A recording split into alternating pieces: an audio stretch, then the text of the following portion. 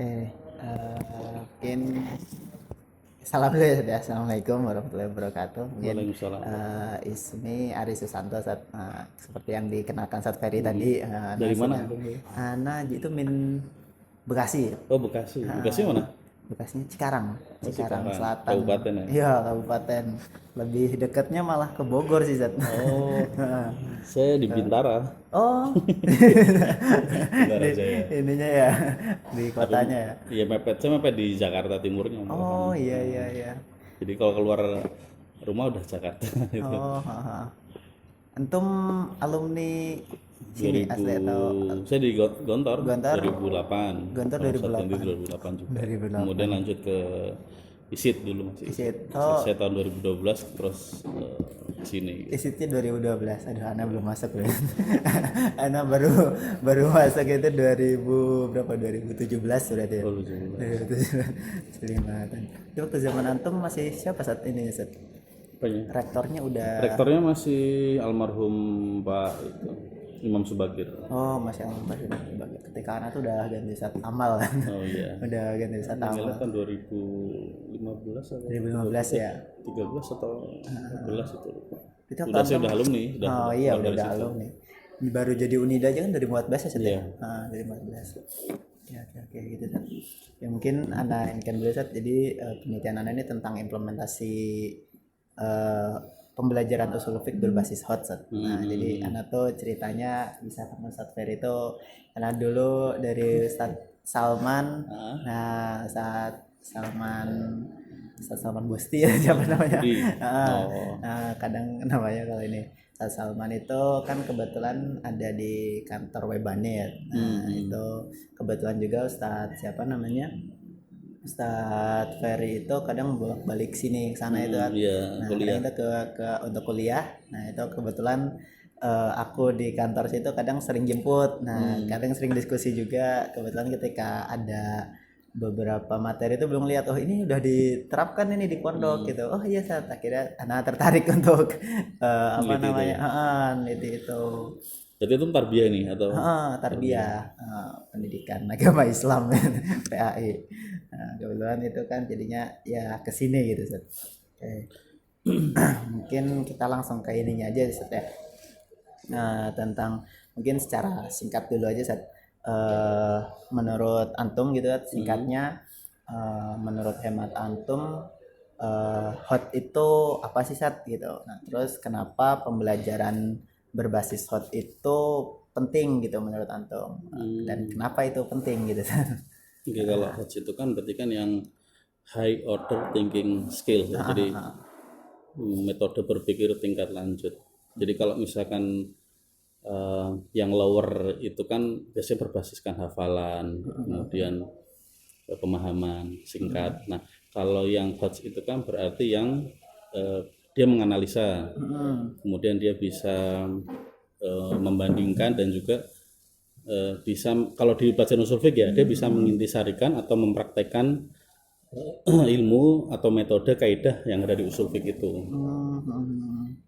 Apalagi di usul fiqh itu kan banyak kaidah-kaidah ya. Benar-benar benar Nah, kadang-kadang kalau misalkan dia berbasis hafalan, dia nggak bakal bisa mengimplementasikan ya, ini kaidah ini buat apa gitu. Tapi kan harusnya kalau usul fiqh itu kan ada kaidah, oh ini ada permasalahan nih, oh pakai kaidah yang mana itu yang bisa pasnya. analisis Iya, dulu gitu. terus nanti bisa mensintesis akhirnya bisa mengkreasikan gitu ya, Iya, Sat, ya. betul.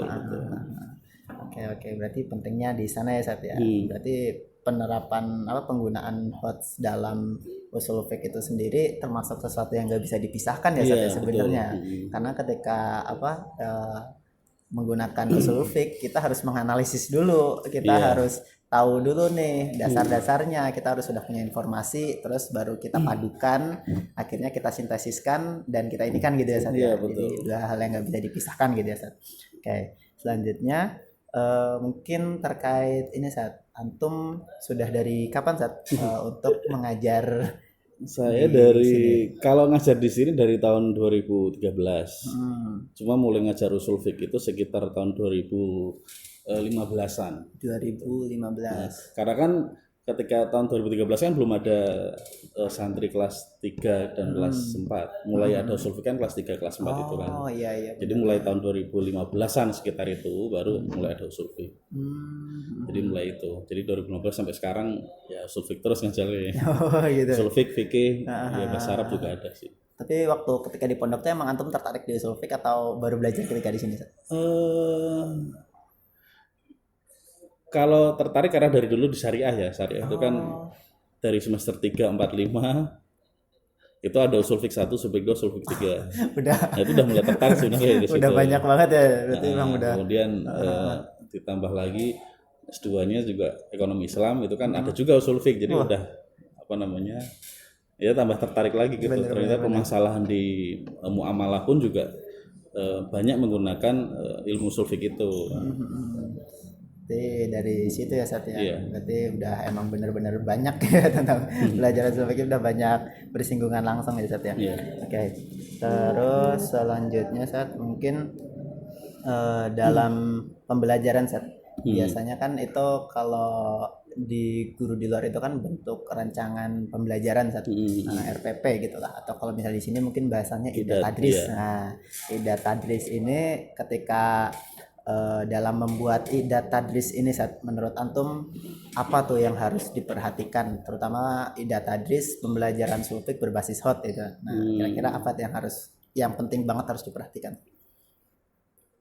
Yang pertama sebenarnya kita harus banyak membaca ya, banyak membaca dari literatur, dari fenomena yang di luar itu apa yang terjadi sekarang gitu.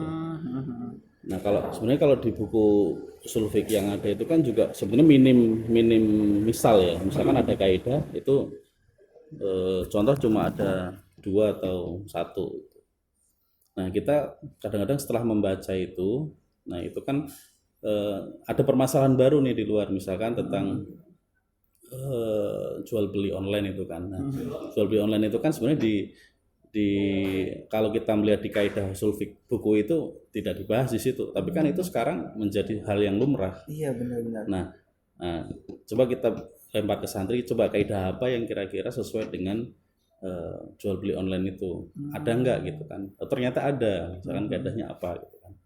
Makanya ternyata ada jual beli itu ada yang apa namanya sesuai dengan kaidah usul fikih itu. Kaidah usul fikihnya apa gitu itu ditentukan gitu. Memang harus banyak membaca sih biar kita tahu ada apa namanya di luar itu apa sih yang kira-kira fenomena apa yang sedang berkembang, kemudian apa kaitannya dengan usul fikih itu.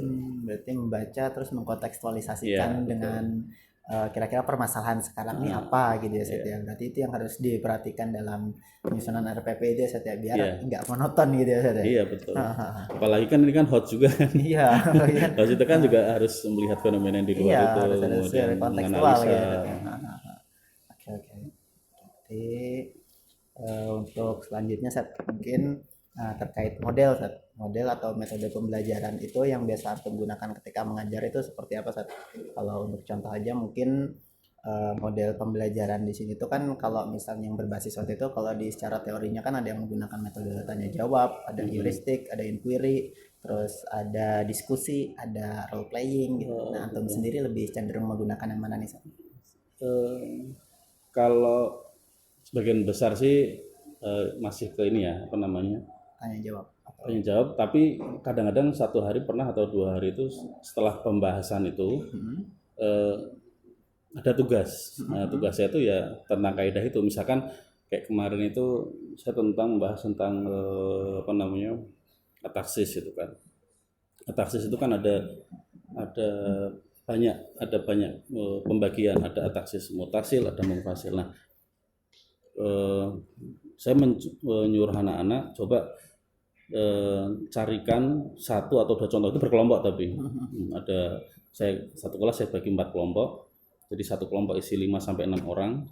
Mereka mencari apa namanya tentang taksis itu ya, taksis coba dicari dari Quran boleh, dari hadis boleh gitu. Tapi sebelumnya saya contohkan dulu seperti ini contohnya, kemudian antum cari sendiri. Soal itu nanti kemudian didiskusikan. Iya, didiskusikan secara kelompok. Berarti masuk metode yang pertama tadi ada tanya jawab, terus ada juga diskusi gitu saja. Tergantung ininya segmennya apa yang lagi sedang diperlukan gitu saja. Oke. Di kelas 6 sendiri kan juga ada itu kan, Fathul Qutub itu. Kalau tadi kelas 5 yang Iya, seperti tadi. Kelas 6 itu kan ada juga tuh yang Fathul Qutub. Itu kan juga ketika pembahasan di fikih atau ketika pembahasan di sunnah hadis itu kadang-kadang ada bersinggungan juga dengan usul fikih itu. Iya, benar. Karena harus ada ini kaidahnya juga. Iya. Benar. Oke, selanjutnya saat mungkin tentang bagaimana antum mengintegrasikan kemampuan berpikir tingkat tinggi ini dalam pengajaran antum, Sat. Jadi kayak dalam ketika pengajaran itu antum mengintegrasikan hot ini sendiri dalam lebih ke ranah mananya, Sat? Mungkin dalam apa namanya ketika menanyakannya atau ke ranah mananya Sat, yang antum integrasikan. Nomor mana sih itu? Yang ini Sat, Nomor ini 7 ya. mengintegrasikan 6 Mengintegrasikan kemampuan berpikir berpikir tingkat tinggi dalam strategi pengajaran.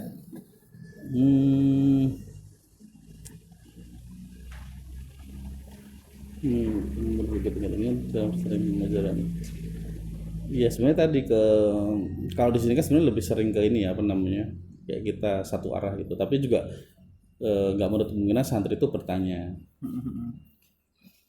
Nah ketika mengintegrasi kemampuan pendidikan tingkat tinggi dalam strategi pengajaran Anda, apa yang ini ya? Agak sulit, Sat. Mungkin kita persimpel aja deh, Sat. Jadi kayak bagian mana kan biasanya kalau ini kan dalam berbagai ini kan banyak, Sat. Apa namanya? Dalam materi pelajaran itu kan biasanya punya karakteristiknya masing-masing tuh, Sat. Nah, dalam usul fiqh ini menurut antum apa yang paling penting bisa diimplementasikan hotnya itu, Sat? Oh yang itu berarti ya kemampuan dia menganalisa fenomena itu, dan juga kaidah mana yang cocok dengan berarti menentukan tadi ya, Sat, ya. dengan fenomena itu kaidah yang mana, kan kaidah sufik banyak juga itu. Nah kira-kira cocoknya dengan yang mana, karena kadang-kadang satu kaidah dengan kaidah lain itu hampir sama gitu.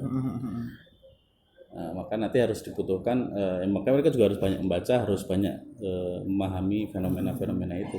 Dan analisisnya harus benar ya, ya, Sat, ya. Berarti dianalisis tadi ya, Sat, ya. Ke apa namanya? Oke, mungkin langsung ke nomor 7 aja, Sat. Nah, salah satu level kognitif itu kan ada mencipta, Sat. Yang di C6 ya, Sat. Kalau yang apa namanya taksonomi belum ya, Sat. Yang paling atasnya kalau ada revisi itu kan C6 ya, Sat, ya.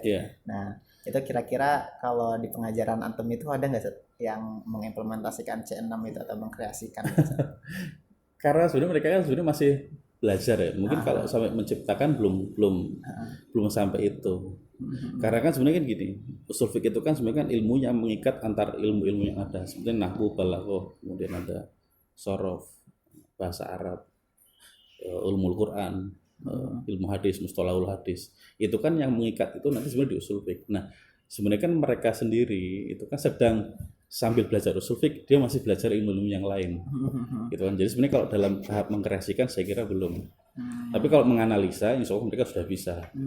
Misalkan ada di luar tentang fenomena apa arisan, itu kan arisan di luar itu kan juga banyak kan. Iya. Nah, apa hukum arisan itu? Kira-kira memang ada yang pendapat yang membolehkan, ada yang mengharamkan, ada yang memakruhkan. Nah, kira-kira nanti anak-anak pakai kaidah yang mana itu biar bisa menganalisa fenomena itu.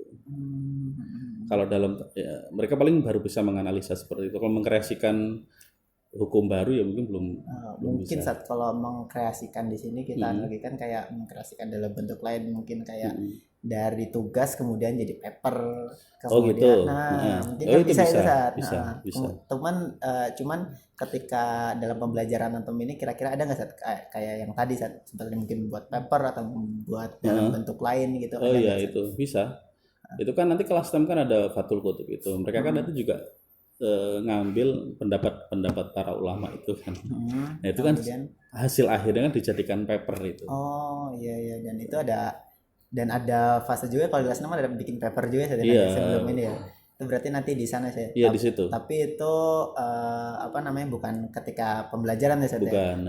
Cuman berarti kalau dalam pembelajaran nggak ada, cuman nanti adanya di sana ketika mengkreasikan itu ya, Sat, ya. Oke. Mungkin selanjutnya ini, Sat. Kendala, Sat, ketika antum membuat RPP itu kira-kira sejauh ini kendala antum apa, Sat? Mungkin atau tantangan kah atau kendala?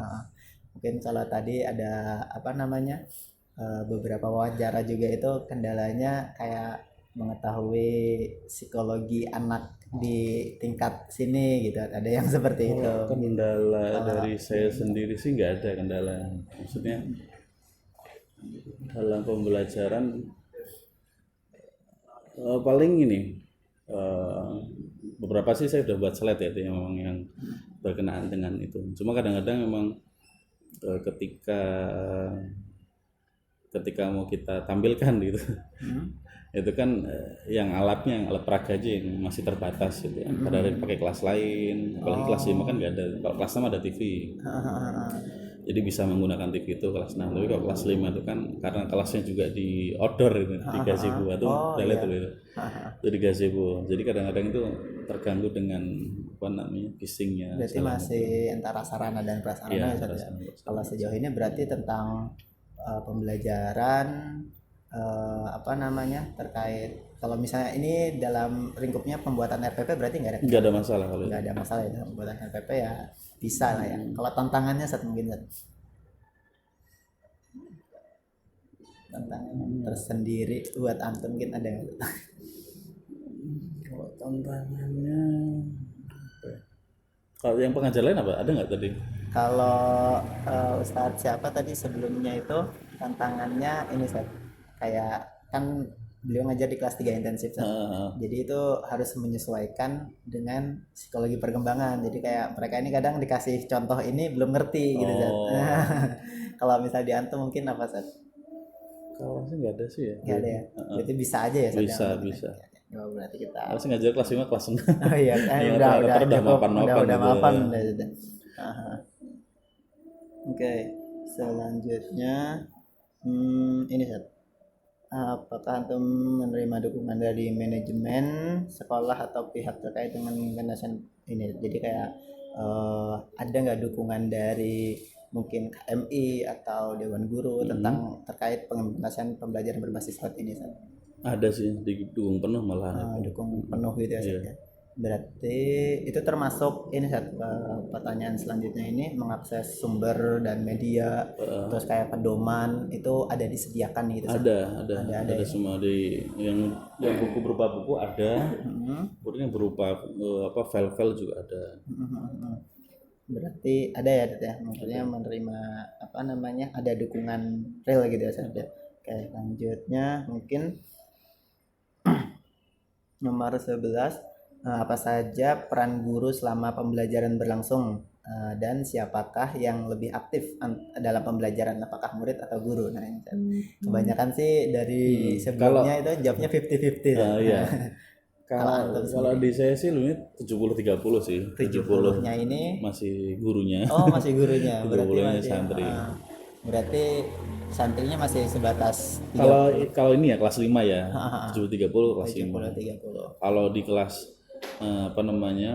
kelas 6-nya udah banyak santrinya sebenarnya. Santri yang banyak ini. Oh, kalau di kelas 6-nya justru banyak santrinya, Sat. Cuman kalau di kelas 5-nya masih apalagi kelas bawah lagi lebih ini lagi. Karena mereka masih mungkin belum terlalu paham banget tentang usul fikih apa. Berarti mungkin karena kemampuan reasoningnya juga kemampuan ininya masih belum matang ya Sat ya. Jadi emang masih ini ya Sat. Oke, selanjutnya bagaimana antum mengukur kemampuan berpikir tingkat tinggi siswa dalam pembelajaran usul fikih ini Sat? Di kayak ukuran tolak ukurnya itu apa Sat? Gitu. Kalau di kelas saya lebih mengandalkan tanya jawab itu. Jadi kalau misalnya ada yang nanya pun berarti itu kan artinya dia paham tentang pelajaran ini. Bahkan mungkin dia sudah belajar di luar kelas itu, di perpustakaan mungkin, atau membaca fenomena di luar itu. Kemudian di kelas pun juga ada tugas yang itu kan, yang tadi diskusi kelompok itu. Kemudian kalau di ujian kan ya kita lihat dari nilainya itu. Kalau apa tadi Sat yang misalnya tanya jawabnya tadi antum atau mereka yang nanya Sat? Kadang-kadang saya melempar pertanyaan, saya melempar fenomena. Karena kalau saya ngajar itu, saya terakhir 5 menit atau 10 menit terakhir itu saya ngasih permasalahan ke mereka. kadang-kadang jawabnya juga ada yang ngasal, ada yang berlandaskan memang dari, maksudnya itu pertanyaan itu atau yang saya ceritakan itu berkenaan dengan judul. Tapi mereka kadang jawabnya mungkin ada yang paham itu artinya pelajarannya tentang ini, harusnya jawabannya tentang ini. Tapi ada juga yang mungkin jawabnya mereka ngasal gitu, tapi juga betul. Iya, oh iya iya, oke oke oke oke. Oke, mungkin selanjutnya lagi tentang ini tadi berarti pengukurnya itu tadi berarti pakai ini saja pertanyaan ya saja. Pertanyaan. Kalau semacam ini antum pernah nggak Sat? Kayak kalau secara prinsipnya kan sebenarnya pembelajaran berbasis SWOT itu kan di mana guru menciptakan, kalau bahasa teorinya itu disequilibrium gitu. Jadi kayak keadaan di mana murid ini kayak dia ini ragu sama jawabannya gitu kan. Terus akhirnya dia ngecek ulang, dia nyari lagi. Jadi kayak gimana cara dia untuk mencari. Nah, jadi kayak pemantik, guru sebagai pemantik. Itu pernah seperti itu juga nggak Sat, maksudnya ketika pengajaran gitu Sat? Pernah sih, pernah. Tapi saya kasih clue-nya. Jadi misalkan antum silahkan baca buku ini gitu. Ada itu. Jadi saya kadang-kadang lemparkan tadi misalkan permasalahan itu, mereka kan jawabnya juga ada yang setengah-setengah, ada yang mungkin langsung betul, langsung ada yang salah gitu kan. Nah, coba itu selanjutnya tuh bisa baca buku ini atau di jurnal ini. Kadang-kadang saya peringkat juga jurnalnya. Oh, diperinkan jurnal itu. Berbahasa apa jurnalnya? Ada yang bahasa Indonesia, ada yang bahasa Inggris itu. Oh, bahasa. Tapi banyak kan bahasa Indonesia sih. Oke. Berarti untuk pengukuran udah. Oke. Kalau untuk penilaian formatif sendiri atau penilaian harian gitu, antum melakukan itu nggak Sat? Penilaian harian atau mungkin beberapa guru itu kan hanya melakukan penilaian harian itu dari dia ngambil ketika ditanya sebagian besar gitu. Ya seperti itu yang saya lakukan itu. Berarti formatifnya itu hanya mengukur dari pemahaman anak-anak ketika ditanya tadi ya sebagian besar udah bisa, berarti ya udah mewakili gitu ya Sat ya. Misalnya 80% atau berapa persen dari jumlah keseluruhan gitu ya Sat. Iya gitu. Berarti gitu. Banyak pertanyaan aja. Yang pertanyaannya. Oke, selanjutnya bagaimana Anda mengevaluasi keberhasilan implementasi pembelajaran usul fiqh berorientasi kemampuan berpikir? Nah, kalau ini berarti kemungkinan sama kayak tadi sih Sat, ini evaluasi. Berarti kayak ketika mereka kurang gitu Sat, antum mengevaluasinya akan seperti apa Sat? Kayak misalnya antum tanya tadi Sat, kan formatifnya kan mereka masih belum paham nih. Nah, terus kemudian evaluasinya atau terangkan ulang atau dengan cara berbeda atau membuat diskusi. Terangkan ulang. Berarti atau terangkan ulang ya. Iya. Mungkin selanjutnya apakah antum melihat perubahan dalam kemampuan berpikir? Jadi kayak mungkin peningkatan dalam kemampuan berpikir mereka setelah antum melaksanakan pembelajaran berbasis SWOT ini, antum melihat itu nggak sih? Ya pasti ada perubahan mereka yang tadinya misalkan dari cara jawabnya kan juga udah berbeda. Ya kan ada yang kadang-kadang jawabnya berlandaskan buku, ada yang menurut yang saya baca gitu, pasti ada perubahan itu. Ada perubahan. Kalau misalnya dari ranah afektif ada nggak sih kira-kira yang terlihat gitu?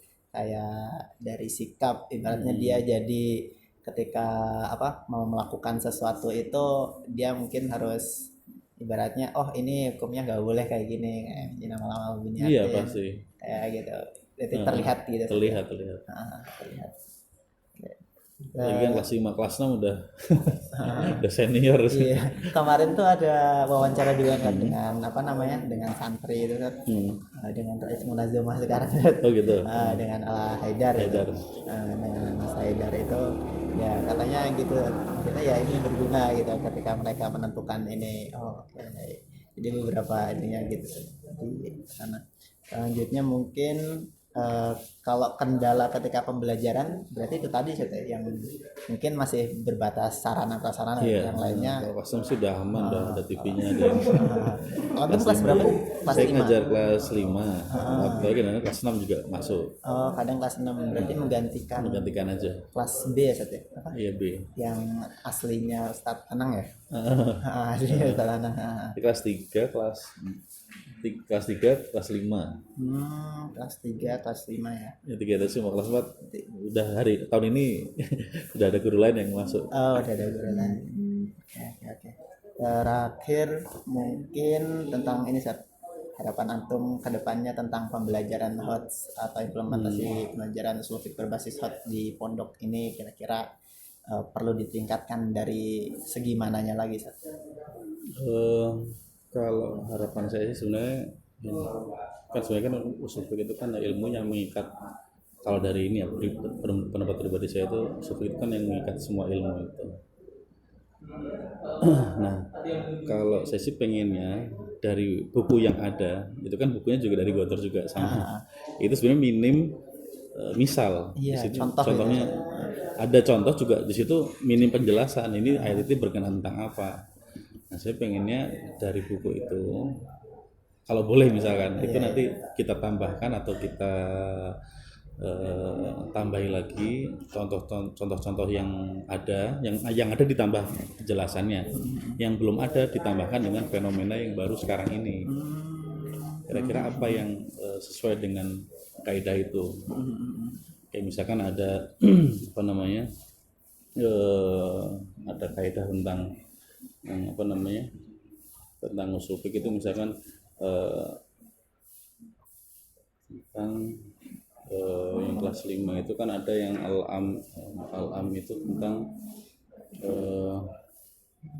al-amru, misalkan ya al-amru laik tadi al-faur. Nah, itu kan penjelasannya apa di situ tentang fenomena sekarang apa, kan kalau di situ jelas contohnya cuma satu tentang al-haju tidak butuh langsung tapi boleh jadi dikerjakan tahun depannya lagi 10 tahun lagi masih boleh. Nah, sekarang fenomena yang terjadi sekarang itu dengan kaidah itu apa yang sesuai dengan itu kan belum ada. Berarti ada kontekstualisasi, Ya, ada pembaruan dalam buku gitu Sat ya, maksudnya permisalannya itu lebih dikontekstualkan gitu Sat ya, ada pembaruan di bukunya gitu Sat ya, penambahan materi gitu. Tapi kalau untuk konten bukunya sendiri sebenarnya udah bagus ya? Sudah bagus sih, dari kelas 1 sampai kelas 6 udah cukup gitu. Udah cukup. Artinya mereka kalau sudah menamatkan buku itu udah insya Allah udah memegang memegang kunci itu. Udah megang kunci gitu. Didukung dengan yang lain-lain kan ada bahasa Arab, tadi nahwu, sorof dan sebagainya. Dari segi materinya berarti udah, cuman mungkin dari misal tadi ya Sat ya, kalau bisa ditambahkan lagi. Mungkin ada buku tambahannya tentang terkait itu. Biasanya kan ada gitu juga ya, di mutolaah kan biasanya ada penjabarannya. Iya, makanya itu. Berarti mungkin harusnya dipegangin buku kayak ini buku yang sendiri, lain Sat, ya. itu yang relevan dengan yang relevan dengan itu penjabarannya gitu ya, kayak gitu Sat. Mungkin itu aja dari saya untuk ininya.